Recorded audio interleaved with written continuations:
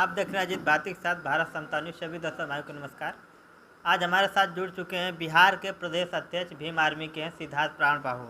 हम इनसे सवाल करेंगे कि बिहार में लगातार जो जाति जनगणना हो रहा है उस पर क्या कहना है, इनकी क्या विचार है इस पर, अपना बात बताएं सर। देखिए, सभी साथियों को क्रांतिकारी जय भीम। मैं बिहार सरकार जो जातिगत जनगणना का जो मिशन लेकर चल रही है, हम बिहार के विकास के लिए हम यही चाहते हैं कि SC ST OBC माइनॉरिटी जो भी है जातिगत जनगणना जिस प्रकार से करा रही है उसी प्रकार से उन लोगों को उनका हक अधिकार बराबर का हिस्सेदारी यह वहाँ पे दे बिहार के लोगों को, तो बिहार विकास के मामले में अव्वल रहेगा। जो बिहार की शिक्षा अब तो आप क्या कहेंगे, नीतीश जी की सरकार है वहाँ पर?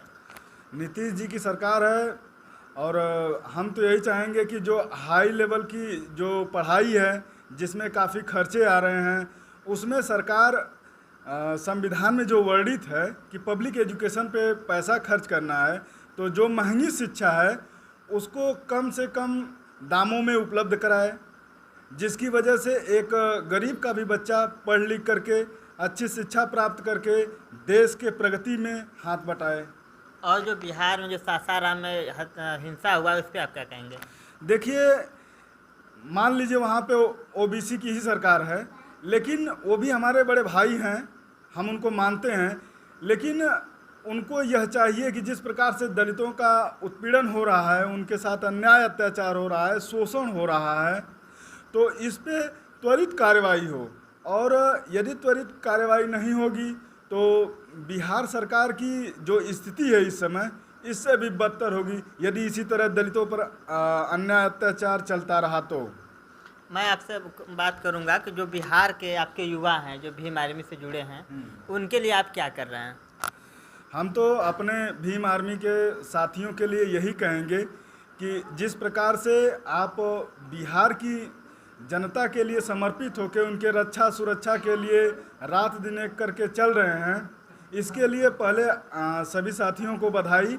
और ज़रूरत है कि जब तक हमारा हक अधिकार नहीं मिलता है और सारी सुविधाएं जो सरकार द्वारा दी जा रही हैं या संविधान में वर्णित है वो पूरी तरह से बिहार सरकार लागू नहीं करती है, तो इसके लिए हमें रात दिन चलकर आंदोलन करने की आवश्यकता है, तभी जाकर के हमारा समाज सुरक्षित रहेगा। और अब आपका कोई सवाल है?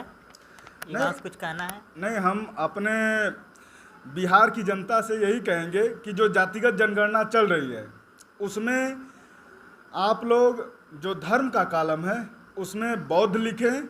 यह संविधान में जो वर्णित है अनुसूचित जाति आदेश 1950 और 9वीं अनुसूची में सम्मिलित किया गया अनुच्छेद 341 हमें यह अधिकार देता है कि किसी बात के होते हुए भी यह पैरा 3 में पूरी तरह वर्णित है। बाबा साहब ने प्रावधान किया है, सोचने की ज़रूरत नहीं है। हम अपने धर्म में वापस आ रहे हैं। जो किसी भी प्रकार से हमारे बाप दादा या बड़े लोगों बुजुर्गों को पहले से ही भ्रमित करके ज़बरदस्ती हिंदुत्व की ओर ढकेल दिया गया है, हम चाहते हैं कि वह बाबा साहब की जो अंतिम इच्छा थी छुआछूत हिंदू धर्म से उससे बाहर निकलने की बात। हाँ, इससे बाहर आप निकलेंगे, सोचिए कि आप हिंदू धर्म के हैं, उसी को मानते हैं, उसका पार्ट्स अपने को बताते हैं, लेकिन कोई मुसलमान अत्याचार नहीं करता, कोई ईसाई अत्याचार नहीं करता, लेकिन जो हिंदुत्व को मानने वाले लोग हैं, सवर्ण लोग हैं, वो हिंदू रहते हुए भी हमारे ऊपर जुल्म अत्याचार कर रहे हैं। इसका मतलब हम हिंदू नहीं हैं और बाबा साहब ने वर्णित कर दिया है तो हम उसे मानते भी नहीं हैं। और हम चाहते यही हैं बिहार के वासियों से कि जातिगत जनगणना हो रही है, इसमें आप लोग स्वतंत्र रूप से बौद्ध लिखिए, क्योंकि बाबा साहब ने अनुसूचित जाति आदेश 1950 के पैरा 4(3) में यह वर्णित किए हैं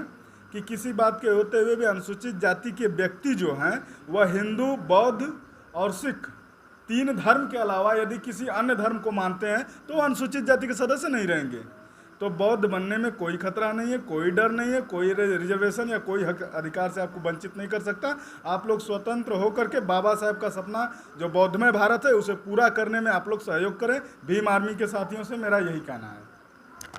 जो बाबा साहब जी ने कहा था कि मैं हिंदू जरूर पैदा हुआ हूँ लेकिन हिंदू नहीं मरूंगा। मैं बौद्ध धर्म अपना कर उनका अंतिम बार जो 1956 में बौद्ध धर्म अपनाए। और भीम आर्मी भी लगातार भोजन में जाकर इन बातों को फैला रही है और बता रही है कि लगातार बौद्ध में जाइए और वैज्ञानिक और तर्क को समझिए। जय हिंद, जय भारत।